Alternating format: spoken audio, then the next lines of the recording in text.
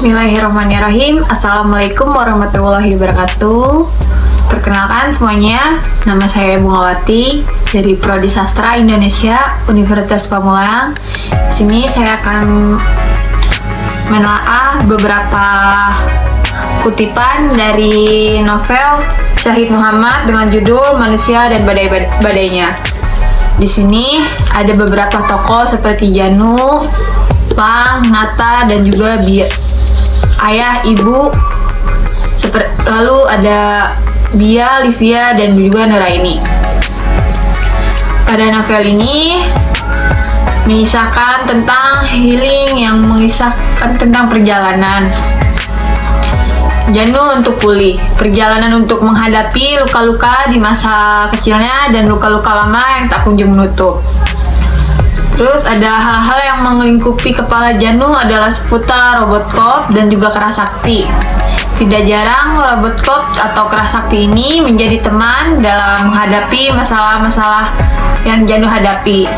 Bahkan seringkali muncul saat Janu kencan dengan pacarnya. Kemunculan suara Kerasakti dan juga Robotcop ini yang ada di kepalanya membuat Janu merasa tidak pernah sendirian meskipun ia sedang sendirian dan kesepian. Lalu Janu adalah seorang pemuda yang merasa lagi dan lagi terjatuh ke dalam lubang yang sama, padahal tidak ada yang pernah sama dalam masalah cinta. Kehilangan ayah yang sangat menyayanginya untuk selamanya membuat hidup Janu berantakan, ditambah lagi ibunya yang bersikap otoriter. Setelah Janu kehilangan ayahnya, ia berusaha mencari rumah lain agar mendapatkan kasih sayang dan perhatian.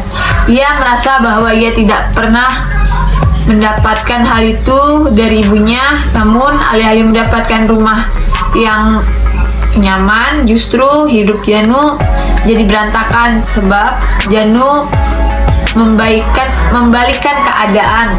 Ia berusaha menjadi rumah bagi orang atau kekasihnya di saat ia sendiri membutuhkan rumah.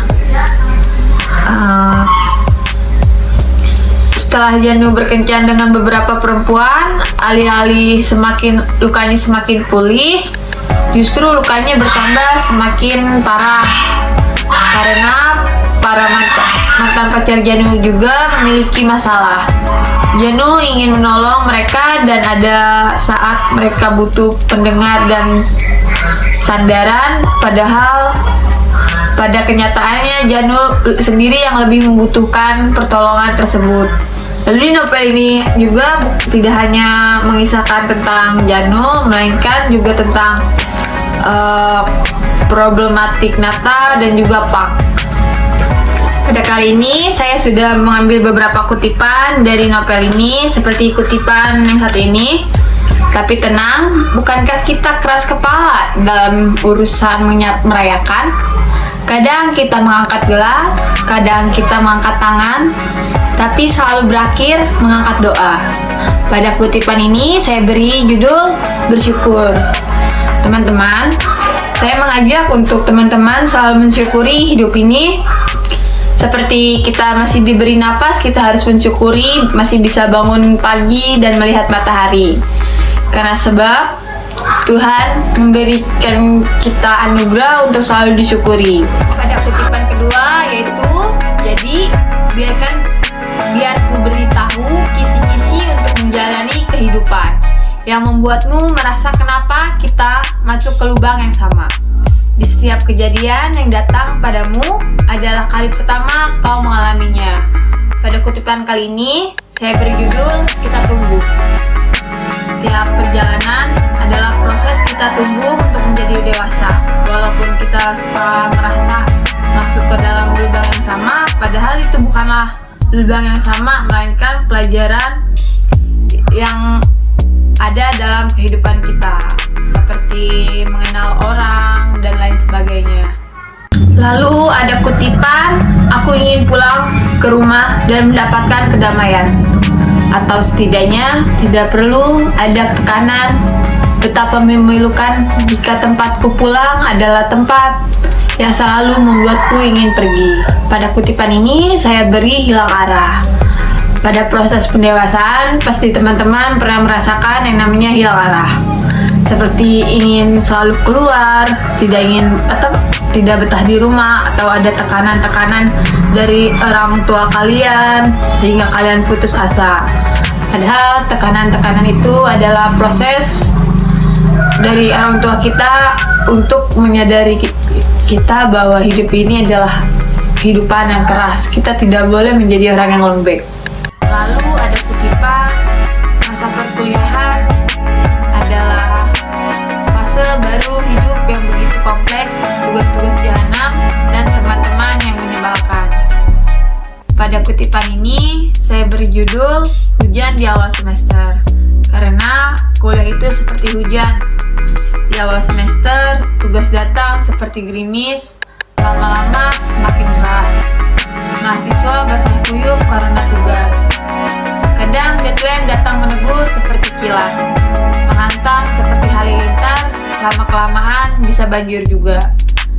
Tapi kita juga tahu bahwa setelah hujan pasti ada hasil yang membanggakan. Jadi di sini saya mengajak teman-teman untuk terus semangat berkuliah dan mengerjakan tugasnya. Terima kasih. Pada kutipan selanjutnya yaitu aku menaikkan volume musik di kamar, menangis di sudut tempat tidur karena tiba-tiba banyak sekali suara di kepalaku seperti tawa, tangis, amarah. Aku terus menangis sampai aku kelelahan dan tertidur. Pada kutipan kali ini saya beri judul overthinking. Pasti teman-teman pernah yang namanya merasakan overthinking. Selalu memikirkan hal-hal yang orang lain katakan. Padahal hal-hal yang orang lain katakan belum tentu terdapat pada diri kita. Untuk kala itu saya mengajak teman-teman agar tidak perlu mendengarkan kata-kata orang lain. Kita harus menjalani hidup seperti yang kita inginkan. Lalu ada kutipan, tiada doa yang mampu menerangi manusia yang masih hidup jika dirinya tidak mau berusaha. Pada kutipan ini saya beri judul Imbangkanlah. Kenapa saya beri judul Imbangkanlah?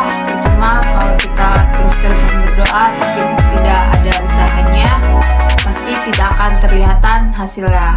Maka dari itu, setelah berdoa kita harus terus berusaha agar mendapatkan hasil yang maksimal. Selanjutnya ada kutipan, karena semesta mengirim ketidakpastian, kejutan demi kejutan, untuk memberitahu bahwa ada kekuatan dalam diriku yang selama ini tak pernah kusadari. Kemampuan mengendalikan diri dan berdiri di atas keputusanku sendiri, menghadapi apapun yang akan hadir. Pada kutipan kali ini saya beri judul Semesta tak pernah membiarkan kita menyerah. Karena semesta selalu mempunyai cara untuk memberikan kita apa lagi, udah capek. Selanjutnya pada kutipan terakhir yaitu satu-satunya cara menebus kesalahan di masa lalu adalah dengan menghormati dirimu sendiri sebaik-baiknya, memberimu kesempatan untuk tumbuh sesuai harapanmu. Pada kutipan kali ini saya beri judul terima kasih.